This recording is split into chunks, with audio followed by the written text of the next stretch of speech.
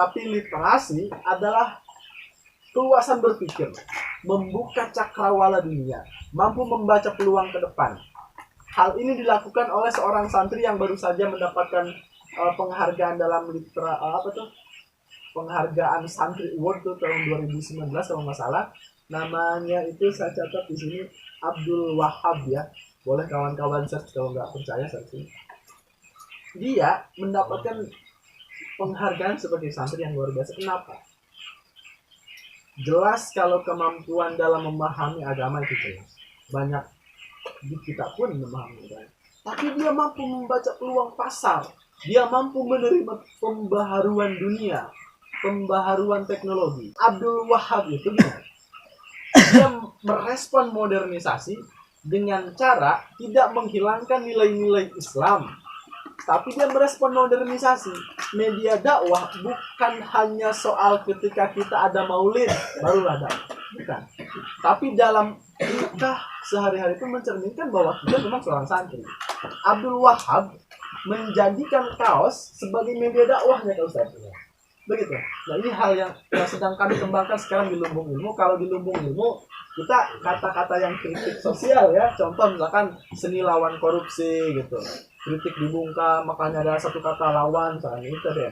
Nah, dalam ruang lingkup ini santri dapat mengasah kemampuan ekonominya, kembangkan bisnisnya, buat satu kaos, tapi di kaos itu adalah media dakwah. Tulis kalimat-kalimat mutiara dari guru-guru kita, catat di buku, kemudian nanti belajar di pelatihan sama, buat sablon, beli bahan kaosnya 50.000, 30.000 dapat, dijual dengan tulisan kata-kata mutiara hikmah, itu bisa jadi 80 sampai 100.000. Dan hal ini dibuktikan dengan Abdul Wahab. Bayangkan, sehari dia dapat menjual kaos sampai 1.000 buah. Media yang dia gunakan bukan membuat satu ruko, orang lain datang ke dia, bukan. Tapi dia memanfaatkan teknologi, Instagram, Facebook, WhatsApp. Nah, itulah yang dikatakan kita merespon modernisasi.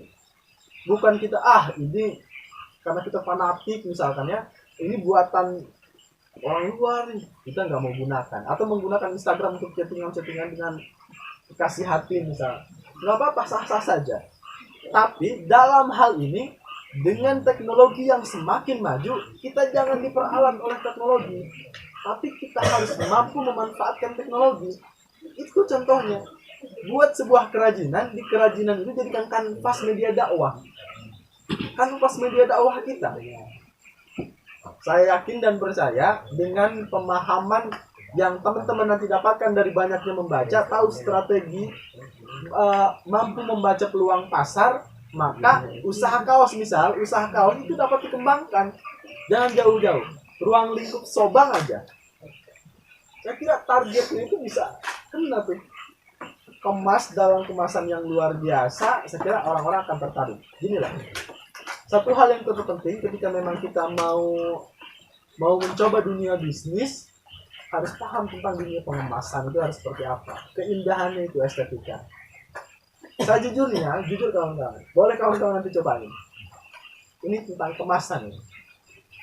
Itu keripik singkong ketela, tahu ya, ketela yang dijual di Indomaret, rasanya itu biasa aja. Saya jujur dan mengakui bukan karena dia nenek saya ya, tapi buatan nenek saya itu rendah, enak, empuk. Tapi nggak punya nilai jual karena kemasannya yang nggak ada, hanya ditaruh di toples ya, makan sehari-hari. Tapi kalau ketela tuh yang dipasarkan di Indomaret, yang kawan-kawan biasanya bangga mengkonsumsi dan membeli itu di Indomaret, kenapa bisa kita mau nih membeli dengan harga yang 8.000 misal? Karena kemasannya yang bagus. Begitupun dengan kawan-kawan. Kalau kemampuan dalam memasarkan, kemampuan dalam membaca peluang pasar ke depan itu sudah dimiliki, maka saya yakin tidak ada yang namanya usahanya sebentar. Saya yakin akan berkembang dengan memanfaatkan teknologi yang semakin berkembang. Kira-kira seperti itu. Nah, itulah sedikitnya pembahasan daripada tema yang tadi disampaikan. Literasi dalam bingkai estetika santri. Bukan hanya soal kemampuan membaca, tapi mampu membaca peluang dan menyelesaikan berbagai persoalan. kurang lebih seperti itu Pak. Dah lama ya bicara ya? Baru 2 menit. 2 menit. Ngarang Bener 2 menit. tapi santai Rasa ya otik nulisnya tuh. tapi sambil ngerokok ya saya maksudnya Heeh. beri ngerokok Mulai dateng ngerokok ih. duduk kan ngampar kan judulnya ngampar sama kemarin persoalan mau selesai mun kurang lagi masih ada tekanan batin batur ngerokok turun tengah ngerokok Santai emangnya, santainya. Kawin Chan. Hampur oke ya. Yung kami yo. nah duit pengalaman baik balik Cen malam minggu. Marbor. oke ya sedikit lanjutkan Siap. tidak banyak juga yang dapat saya sampaikan begini kemarin Gangguan perasaan. sebenarnya beberapa minggu ke belakang ada pondok pesantren di Ciparasi yang coba komunikasi dengan Lumbung Ilmu. Tahu ya TBM Lumbung Ilmu ya? Tahu nggak sih? TBM Lumbung Ilmu, jangan lupa tambahkan ke follow. Nah, TBM Lumbung Ilmu itu barangkali sedang dilirik. Maka ketika ada kawan-kawan yang mau mengembangkan dunia baca, langsung kontak Lumbung Ilmu. Kang, katanya kami di pondok pesantren di Ciparasi ingin ada sudut bacaan di salah satu pojok di pesantren itu. Siap, saya sih ibu punya. Nah, maksudnya ini salah satu contoh bahwa pesantren itu tempat menyatukan berbagai hal tadi itu. Bukan hanya soal membaca kitab. Saya yakin kitab itu jadi satu hal yang wajib.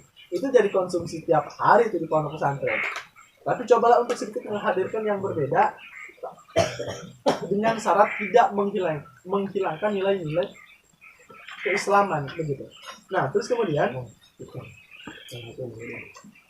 saya juga sampaikan ke kawan yang di Ciparasi itu yang membuka pondok pesantren yang ingin ada salah satu sudut baca di sana.